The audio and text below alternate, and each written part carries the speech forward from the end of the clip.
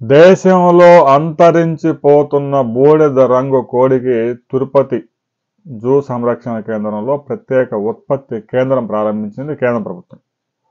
2010లో ఈ ప్రాజెక్టు మొదలైన ఒక్క అడుగు కూడా ముందుకు పడలేదు. ప్రాజెక్టు అయితే ప్రారంభమైంది, కానీ ప్రాజెక్టు ప్రారంభించినప్పుడు సేకరించిన అరుదైన బూడిద రంగు కోళ్లు ఏవైతే 32 ఆడకోళ్లు 22 మగ కోళ్లు ఉన్నాయో నేటికి అవే కొనసాగుతూ ఉన్నాయి.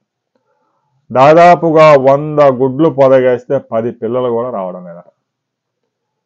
వెరీ రేర్గా ఈ కోడి అంతరించిపోయే ప్రమాదంలో ఉంది కాబట్టి దీన్ని ఉత్పత్తి చేసి అడవుల్లో వదలాలని కేంద్ర ప్రభుత్వం చేస్తున్న ప్రయత్నాలకు అధికారులు మాత్రం పెద్దగా సహకరించడం లేదు.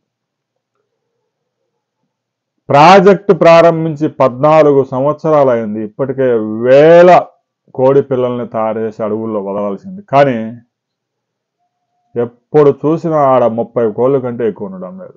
ఉత్పత్తి అయిన కోడి పిల్లల్ని రహస్యంగా అమ్ముకుంటున్నారా, లేదంటే బూడిద రంగు కోడి కోసుకొని తింటున్నారా అనే అనుమానాలు కలుగుతున్నాయి.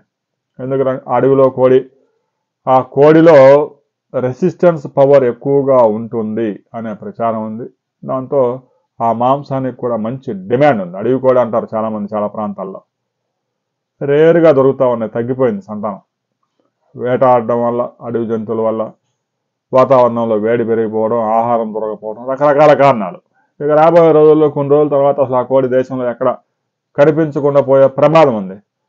గతంలో ఎలాగైతే నేల పట్టు పిట్ట తెలుగుగంగ ప్రాజెక్టు కాలువని 14 సంవత్సరాల పాటు ఆపిందో, వెలుగొండ ప్రాంతంలో కనిపించే ఆ పిట్ట అత్యంత రేరు, అంతరించిపోతున్న జాతుల్లో ఉంది కాబట్టి ఆ అటవీ ప్రాంతంలో కనీసం ప్రభుత్వం కాలువ కూడా తవ్వలేకపోయింది. కేంద్ర పర్యావరణ నేషనల్ గ్రీన్ ట్రిబ్యునల్ అనుమతి ఇచ్చిన తర్వాత తెలుగుగంగ ఎటకేలకు పూర్తయింది. ఇక తిరుపతిలో ప్రారంభించిన ఈ బూడిద రంగు కోడి ప్రాజెక్టు ముందుకు సాగుతుందా, ఆ 30 కోళ్ళు కూడా కోసుకుని తింటారా అనే దాని మీద రాబోయే రోజుల్లో మరిన్ని వివరాలతో మరో వీడియోలు తెలుసుకుందాం.